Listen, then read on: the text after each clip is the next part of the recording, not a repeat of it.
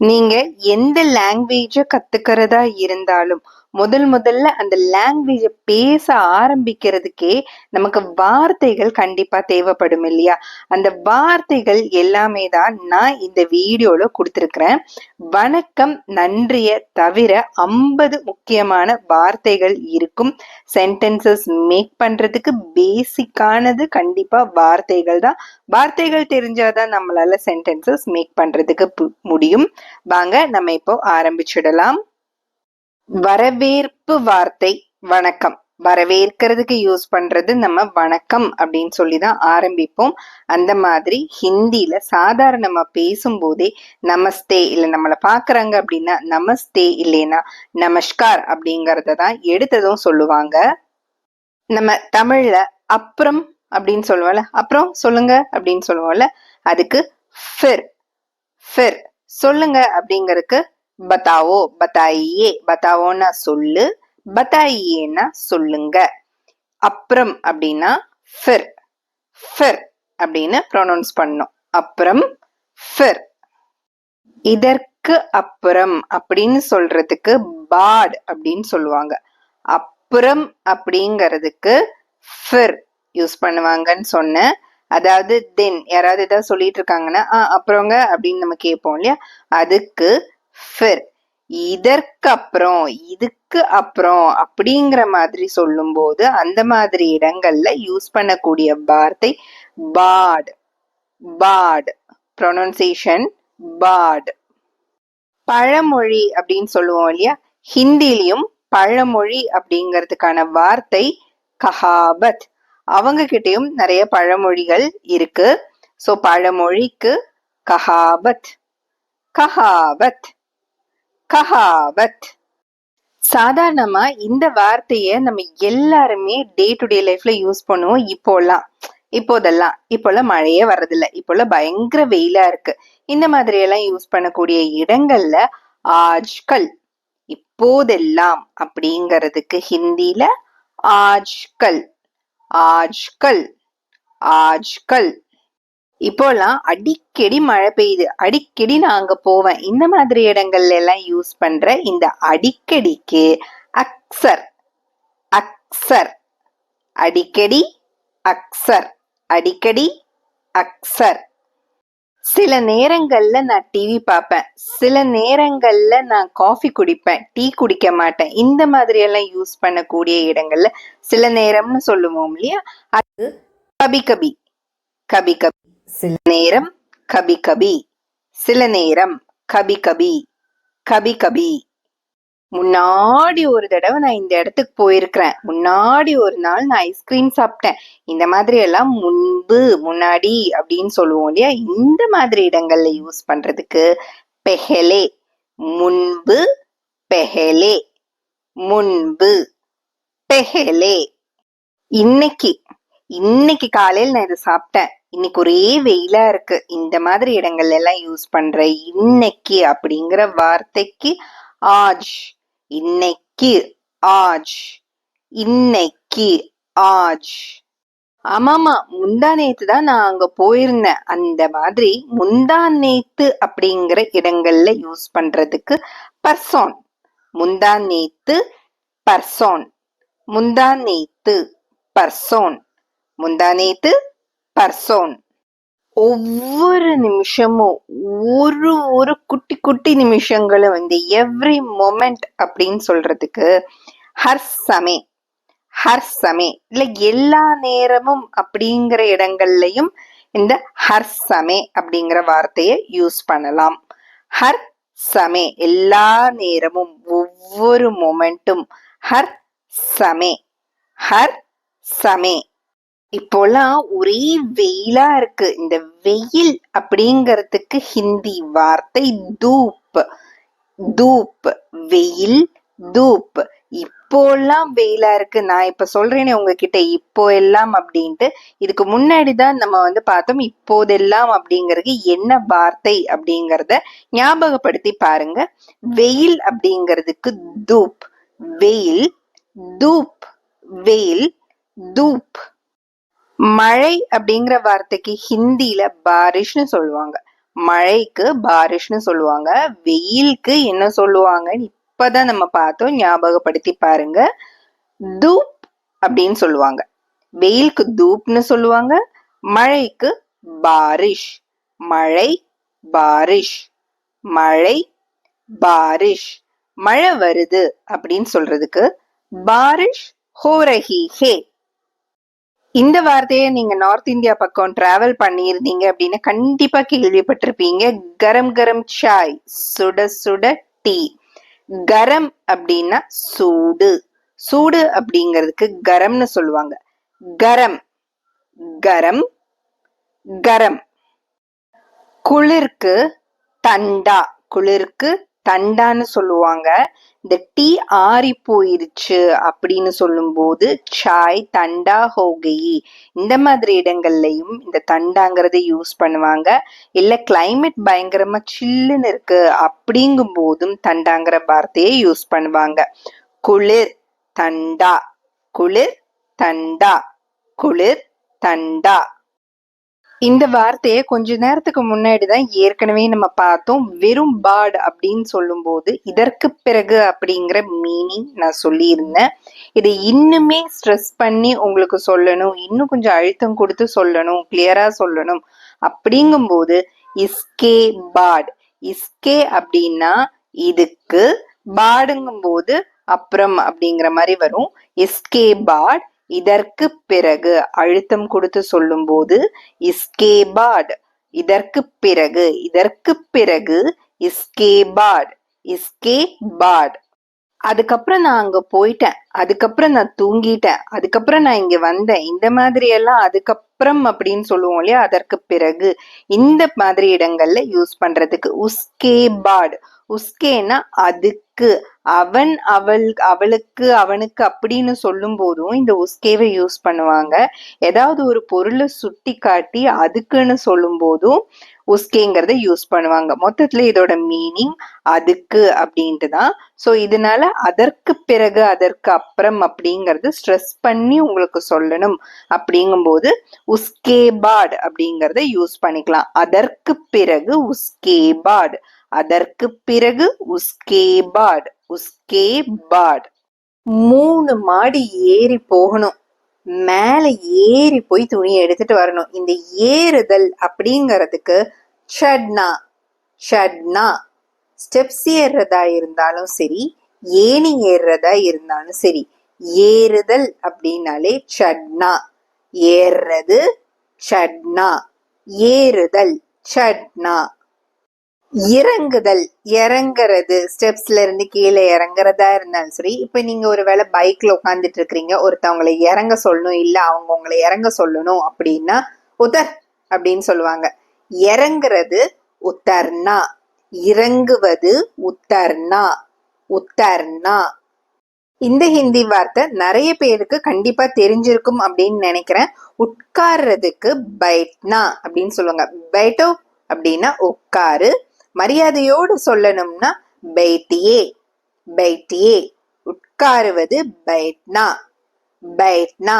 உட்காருவது பைட்னா. மரியாதையோடு ஒருத்தவங்களை உட்கார சொல்லணும்னா பைட்டியே. பைட்டியேன்னு சொல்லணும். உட்காரு அப்படின்னு உங்க ஃப்ரெண்டு கிட்ட சொல்றீங்க அப்படின்னா பேட்டோ. பேட்டோ. ஏறுறது இறங்குறது உட்காரதெல்லாம் பார்த்தாச்சு. இப்ப நிக்கிறது, நிற்பது அப்படிங்கறதுக்கு கடை. நிற்பது கடை. அவங்க நின்னுட்டு இருக்கா, இந்த மாதிரி எல்லாம் நம்ம சொல்லுவோம்ல, அந்த நேரங்கள்ல நிக்கிறது அப்படிங்கறது யூஸ் பண்றதுக்கு கடை. நிற்பது கடை. காற்று ஹவா. காற்றுக்கு ஹவா. வெயிலுக்கு தூப்புன்னு சொன்னோம், மழைக்கு பாரிஷ்னு சொன்னோம். இந்த மாதிரி ஒவ்வொரு வார்த்தை படிக்கும் போது அது ரிலேட்டடான வார்த்தைகள் வேற ஏதாவது இருந்தது அப்படின்னா அதை ஒரு தடவை ஞாபகப்படுத்தி பார்த்துக்கோங்க. அப்ப ஈஸியா நம்மளுக்கு எல்லா வார்த்தைகளும் மனசுல நிக்கிற மாதிரி இருக்கும். காற்று ஹவா. காற்று ஹவா. காற்று ஹவா. வானம் அப்படின்னு சொல்றதுக்கு ஆஸ்மான். வானம் ஆஸ்மான். வானம் ஆஸ்மான். மேகம்க்கு பாதல். மேகம் பாதல். மேகம் பாதல். வானம்க்கு ஆஸ்மான். மரம் பேடு, மரம் பேடு, மரம்க்கு பேடு அப்படின்னு சொல்லுவாங்க. வானம்க்கு ஆஸ்மான் அப்படின்னு பார்த்தோம்.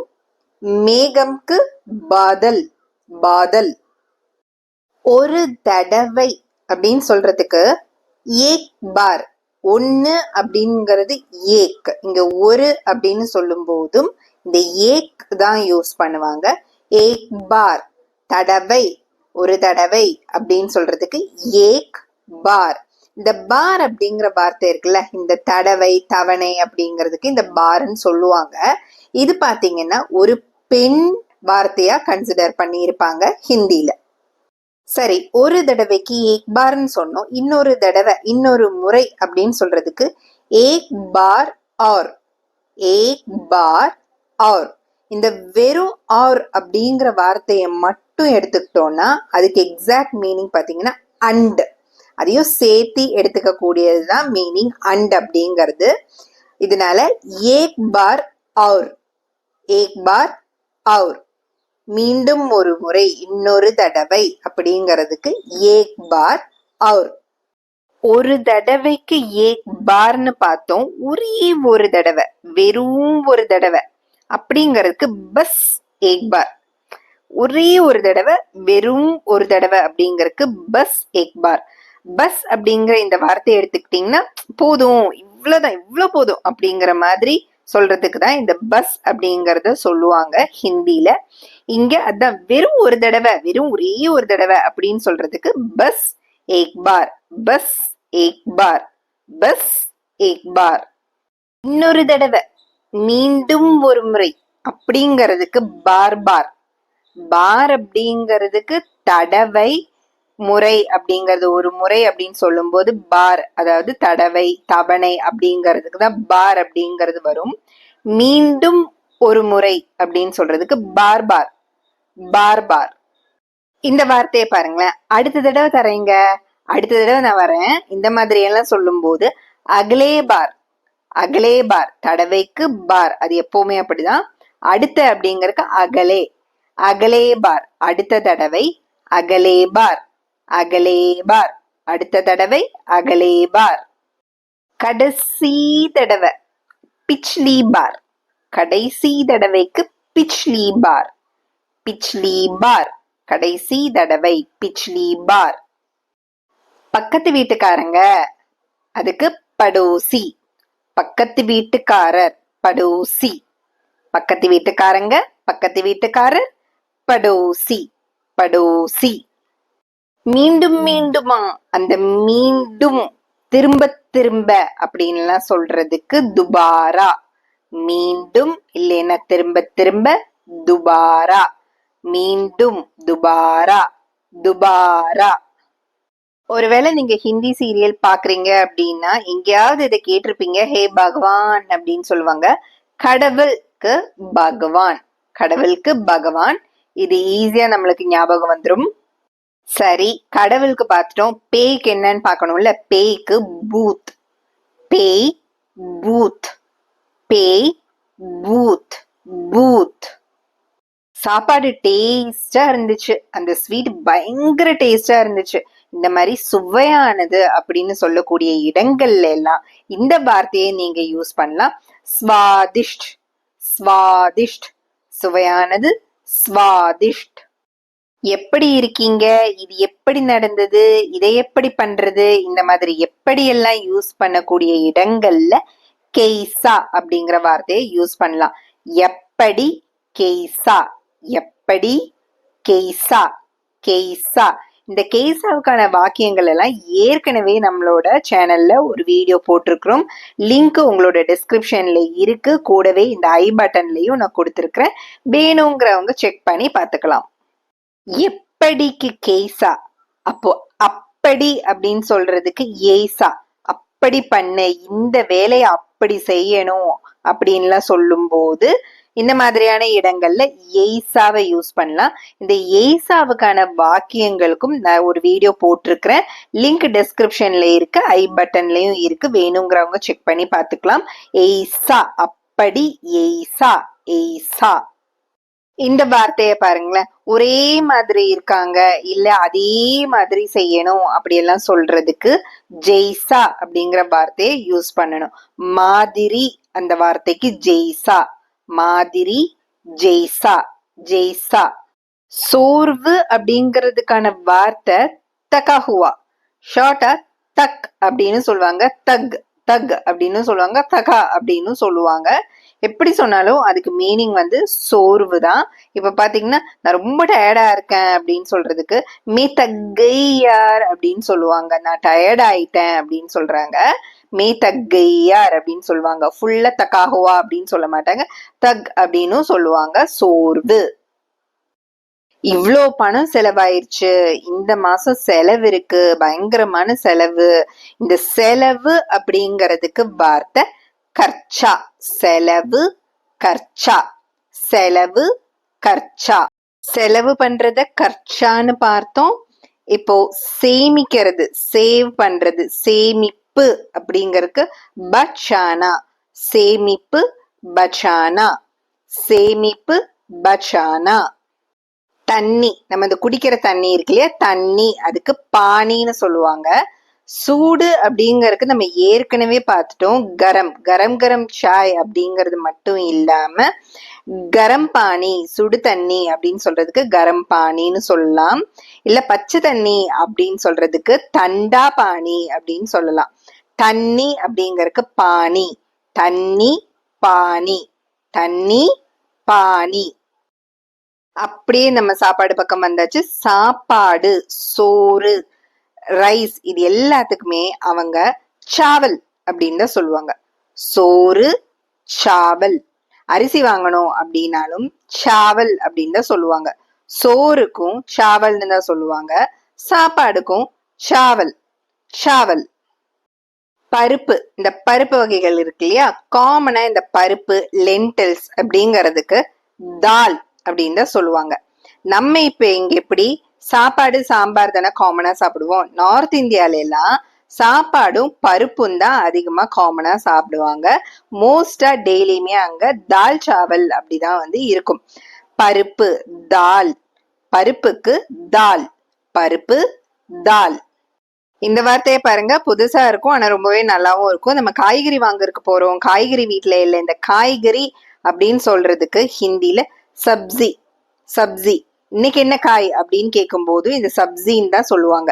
சப்ஜி, காய்கறிக்கு சப்ஜி, சப்ஜி.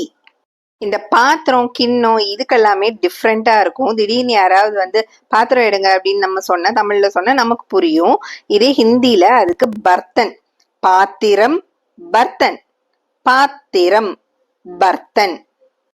ஒரு கிண்ணம் கொண்டு வா, அந்த கிண்ணம் பவுல் இருக்கு இல்லையா, அதுக்கு ஹிந்தியில கட்டோரி. கட்டோரி. கிண்ணம்க்கு கட்டோரி, கட்டோரி. ஒரு ஸ்பூன் போடுங்க, இந்த ஸ்பூன் அப்படிங்கிறதுக்கு சம்மச். ஏக் சம்மச் சீனி, ஒரு ஸ்பூன் சர்க்கரை. சர்க்கரைக்கு சீனி. ஸ்பூன் அப்படிங்கிறதுக்கு சம்மச், சம்மச். கரண்டிங்கிறதுக்கும் சம்மச்ன்னு சொல்லுவாங்க. ஸ்பூனுக்கும் சம்மச் அப்படின்னு சொல்லுவாங்க. சம்மச், சம்மச். சரி, இந்த வானலி இருக்கு பாருங்களேன், வானலி, இந்த வார்த்தை நமக்கும் தெரியும், ஏன்னா நம்மளும் இதை தான் யூஸ் பண்ணுவோம். கடாய் அப்படின்னு சொல்லுவாங்க. கடாய், கடாய். கடாயில என்ன ஊத்துவோம்? எண்ணெய் ஊத்துவோம். தேல். எண்ணெய்க்கு தேல், தேல், தேல். சாப்பாடு டேஸ்டா இருக்க சாப்பாட்டுல என்ன போடுவோம்? உப்பு போடுவோம். அந்த உப்புக்கு நமக். உப்பு, நமக். உப்புக்கு நமக். உப்பு, நமக்.